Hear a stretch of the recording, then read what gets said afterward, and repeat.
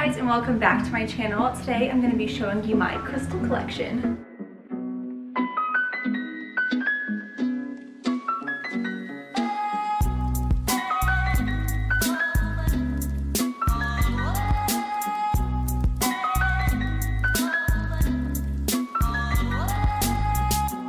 So to get started, we're going to talk about the most popular crystal, which is quartz. So quartz comes in a variety of colors. I'm going to start off with clear quartz. Clear quartz is probably the first crystal that you think of when you think of the word crystal. It has this really beautiful transparent nature about it, but it tends to have a lot of little cracks and air or water bubbles trapped inside of it, which gives it like a really cool appearance. I've got this one that has a single termination where all of the sides come to a point. I also have a double termination, which has a point on each end. And I've also got a couple of quartz clusters and a cathedral quartz. I've also got a phantom quartz. Phantom quartz is really cool. So it's pretty much clear quartz, but it has a faint outline of another crystal growing inside of it. So you can see that that was another crystal structure, but the whole crystal has actually continued to grow as one. Another really popular member of the quartz family is rose quartz, which has a really pretty pink color to it. All quartz is silicon dioxide, and depending on different minerals that it's been exposed to, or if it's been exposed to radiation during its growing process, the color will change. The rose quartz gets its color from being exposed to titanium or manganese during its growing process, which gives it that really pretty pink color. It can range anywhere from like a really deep pink to a super pale, like almost white, clear, transparent pink. Rose quartz tends to have a little bit more fractures through it, so you'll rarely get a piece of rose quartz that's fully transparent. So I have one rose quartz tower, and then I have a really cool rose quartz cluster, which is very uncommon for the type of crystal structure that this is. Usually it comes more in like a boulder type of growth. So this is a really special piece that my mom actually collected and handed it down to me.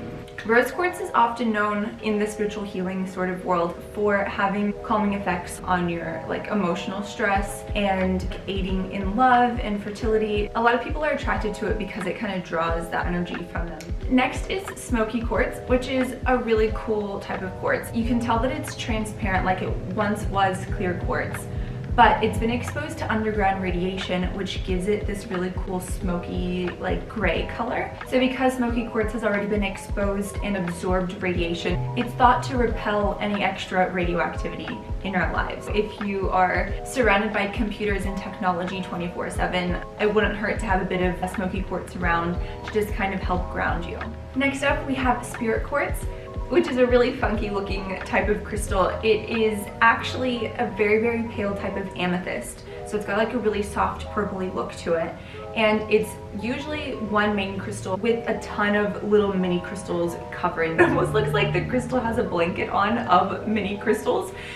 So in spiritual healing, this is thought to be unifying of the community. If you can kind of use a metaphor here, it's a bunch of little crystals coming together to form one crystal. But yeah, it's a cute little crystal. We have amethyst, which is also part of the quartz family. It is silicon dioxide, but it has its own name, actually found within big pockets of volcanic rock. So when they've cooled down and they've had the right temperatures and they've been exposed to the right chemicals, beautiful amethyst will be formed inside of it. So as you can see, the outside of this one looks like a normal rock, and then they crack it open and it exposes all of these amazing little purple crystals inside. The color again can range from very faint purple all the way to a very deep, like juicy grape purple. And it'll actually go like a weird sort of gray color if it's exposed to too much direct sunlight. When I went to Byron Bay last year, we went to the Crystal Castle. We got to see some incredible amethyst geodes, which have been around for millions of years. If you want to have a look at those, you can click on the link in the description box. I do a whole segment on the Crystal Castle. We got to see some of the most incredible crystals on the planet. This crystal I actually picked up while we were in Byron Bay.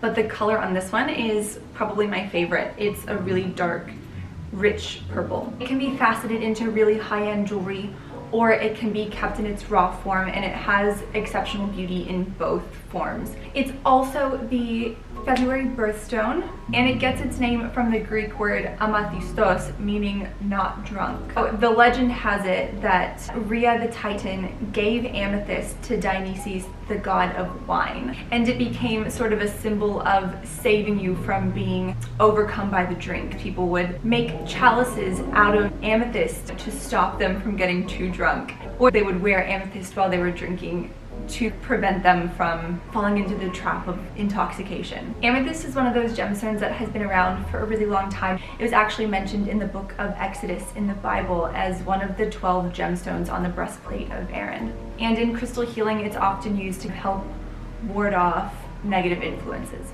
Next up, we have citrine. Citrine is another type of quartz. It's silicon dioxide, and it gets its really cool color from traces of iron during its growing process. So natural citrine is usually a bit more transparent with a hint of like a golden yellow ray going through it. Oftentimes darker pieces of citrine like this have come from amethysts that have been treated to look like citrine. Citrine's pretty cool as well because it can also be faceted into beautiful gemstones that can be used in high-end jewelry. Next up, we have Aragonite. The name actually comes from a part of Spain called Aragon. Usually pieces like this are called Sputniks, and that name comes from the Soviet Union's spacecraft, the Sputnik. And you can see how all of the crystals are growing out of a center host rock in a 3D fashion, and it gives it this really cool like galactic sort of look. It looks like something that's been frozen in time, like the crystals just exploded and then stopped. So this is the most popular type of aragonite, but it also comes in another type, which is called floss fairy, which sounds a lot like fairy floss, but it actually means iron flowers. And next up we have labradorite, which has a really pretty sheen. It's a blue-green color, and it has an awesome iridescent effect called labradorescence. So I've got a couple pieces of labradorite, and my mother-in-law actually gave me this piece for Christmas. So it's extra special. It's kind of mesmerizing when you look at it. Every time you move it, you get a different reflection, which is pretty awesome. Next up, we have fluorite, which usually comes in purple or green. Sometimes you can get a really cool combination of purple and green growing together, like this one. It grows in a cubic structure, which is awesome because it cleaves super easily. Cleave is when it has a really straight fracture point. So if you hit the fluorite in the exact points, you can actually cut it into a perfect octahedron. So I've got this one, which is a slice of fluorite, and then I have this one, which is another piece that my parents have given to me, which has pyrite actually growing on it. Pyrite is fool's gold, so it looks like it's covered in pieces of gold. It looks really, really magical, and it's growing out of a host rock. Fluorite is a really common mineral, so if you're just starting out your crystal collection, this is a really good one for you.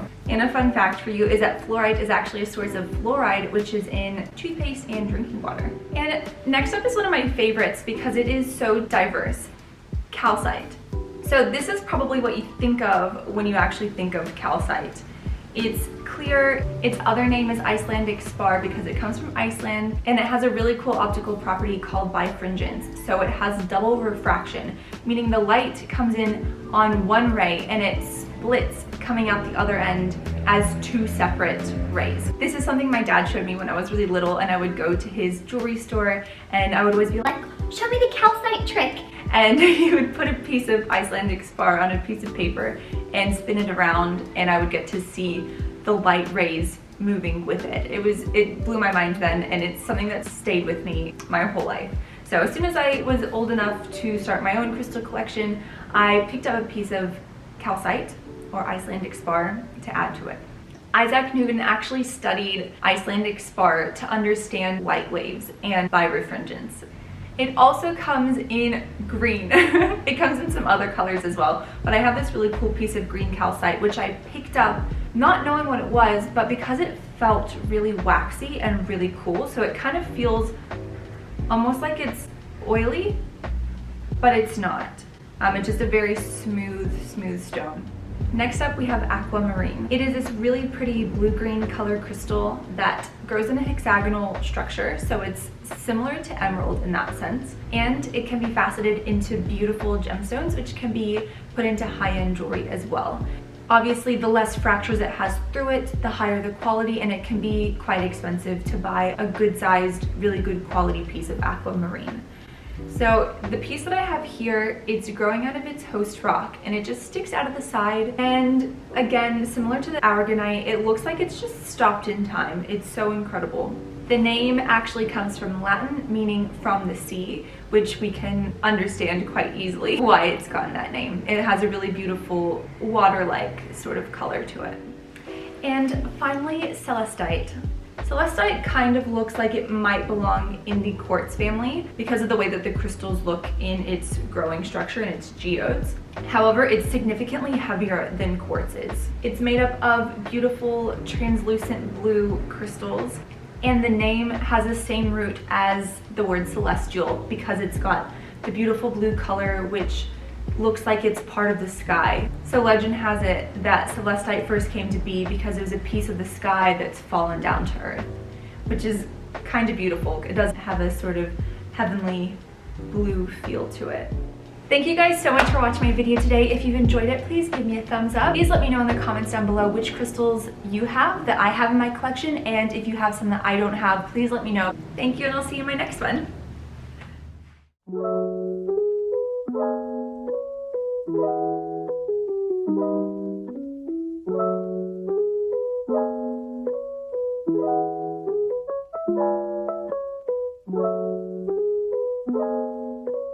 Thank you.